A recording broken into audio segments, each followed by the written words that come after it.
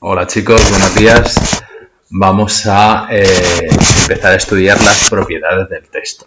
Es algo que habéis visto en otros cursos y sería conveniente que vieseis los vídeos primero antes de hacer el esquema. De todas maneras, os voy a subir las partes del libro de texto subrayadas porque hay cosas que son bastante enrevesadas y complicadas y en el libro de texto, porque vais a ver que es claro. Entonces yo lo que haría sería tener en cuenta los esquemas que os voy a colgar aquí y mirar las partes subrayadas que os he puesto y sobre todo ver los ejemplos del libro. Los ejemplos del libro sí os van a ayudar más a entenderlo. Bien, dicho esto, un texto es un conjunto de enunciados, como os pongo aquí, estructurados y que tiene una intención comunicativa. O sea, para que un texto realmente sea un texto, pues tiene que ser entendible para los demás, ¿vale? Y un texto puede ser desde una novela, desde una frase, la extensión es ilimitada, ¿vale? O sea, que no está limitada por la duración o por la extensión, ¿vale? Puede ser una oración, una página, un artículo, una novela o una enciclopedia. Todo eso puede ser un texto, o sea, es un concepto muy amplio. Y para que sea un texto tiene que cumplir una serie de requisitos o de propiedades. ¿Cuáles son las propiedades del texto? La adecuación, la coherencia y la cohesión. Esas son las tres propiedades del texto. En este vídeo vamos a ver la adecuación y la coherencia. La cohesión, como tiene más elementos, la vamos a ver aparte. Bien, la adecuación. ¿Qué es la adecuación? Es la propiedad que permite que los textos estén bien construidos desde el punto de vista comunicativo.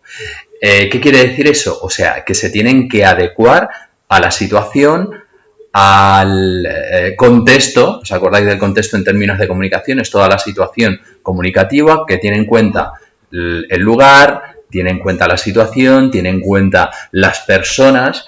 Es decir, yo no hablo igual a un niño de 2 años que a un adulto, o no hablo igual al compañero de clase que como hablo al director. El lenguaje que yo utilizo, la manera de expresarme o la confianza con la que yo me expreso en cada caso va a ser diferente. No le puedo decir colega al director de texto porque entonces se enfadaría conmigo, ni le voy a hablar de usted al compañero que tengo sentado al lado, ¿vale? A eso se refiere la adecuación, que yo tengo que adaptar mi manera de expresarme a las circunstancias y a las personas con las que hablo, ¿vale? Eso es lo que viene aquí. Y por eso, cuando yo hablo, tengo que elegir entre varias cosas. ¿Qué función del lenguaje voy a utilizar? Por ejemplo, si yo quiero explicar o informar sobre algo que ha sucedido, utilizaré la función referencial.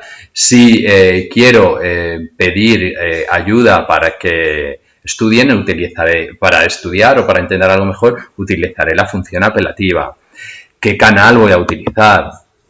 Por ejemplo, ahora con el profesor, pues ¿qué canal utilizo? Normalmente cuando estamos en clase, pues utilizo el aire. Ahora utilizamos el ordenador o las nuevas tecnologías. Registro, ¿qué registro? Formal o informal. Con mis compañeros utilizaré un registro más informal, con el director utilizaré un registro más formal. Y luego la variedad discursiva, que voy a utilizar una narración, una descripción, una argumentación, etcétera, ¿vale? Si intento convencer a un amigo para que venga conmigo a casa, ¿qué utilizaré? La argumentación. Si le quiero contar cómo es el nuevo iPhone que me he comprado, ¿qué utilizaré? La descripción. Si le quiero explicar lo que hice el fin de semana, utilizaré la narración.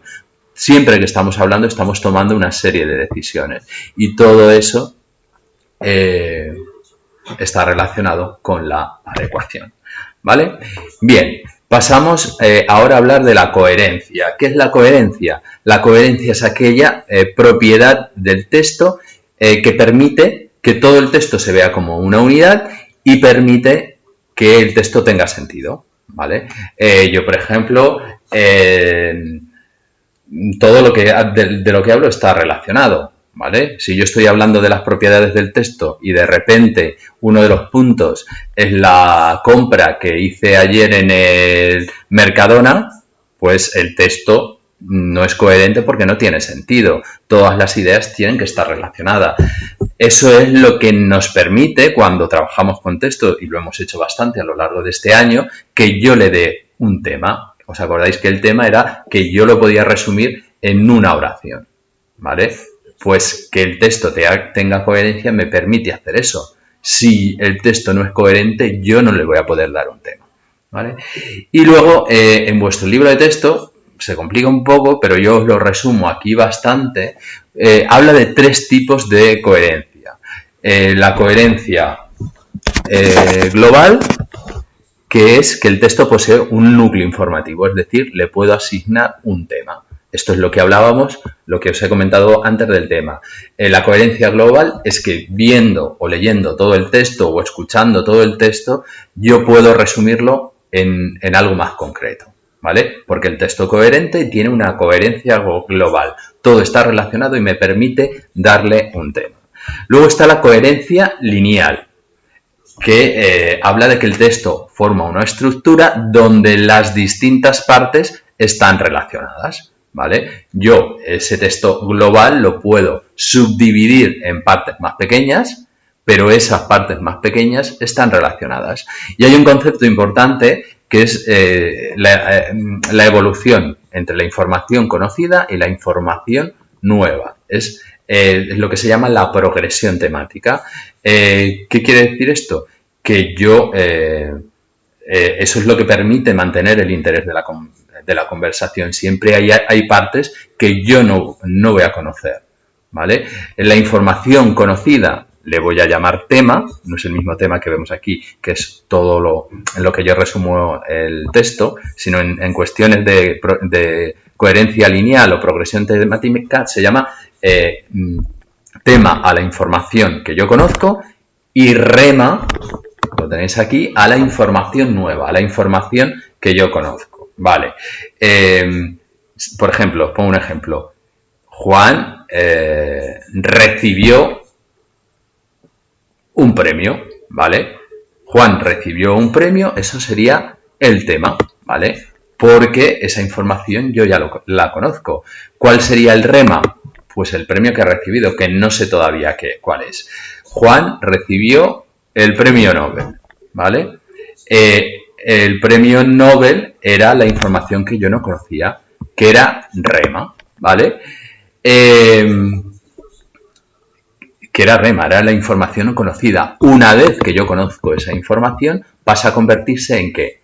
En el tema, ¿vale? Y así siempre estamos convirtiendo información no conocida en información conocida, y eso permite que la información vaya, o el interés en la conversación vaya progresando, y mi información o mis conocimientos vayan progresando o aumentando también, ¿vale?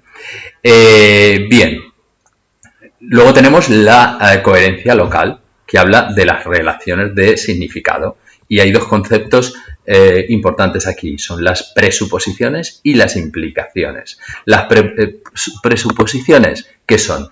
Tengo en cuenta lo que conoce el receptor.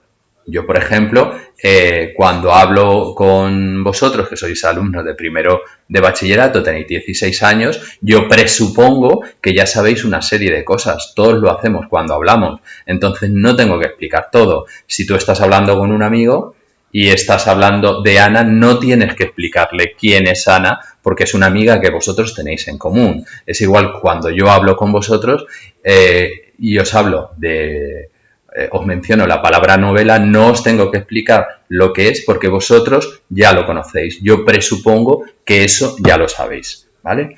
Las implicaciones son las informaciones adicionales que se conocen pero no se dicen, ¿vale? Si yo te digo, por ejemplo, cierra la ventana, tú implicas, se implica ahí que para que se cierre la ventana tiene que estar abierta, ¿vale? Son las presuposiciones y las implicaciones son información que nosotros tenemos o conocemos en las conversaciones o cuando nos comunicamos para que podamos tenerlas de manera eficiente, ¿vale?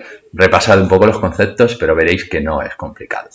En el siguiente vídeo os voy a explicar la cohesión, ¿vale? Venga. Hasta ahora.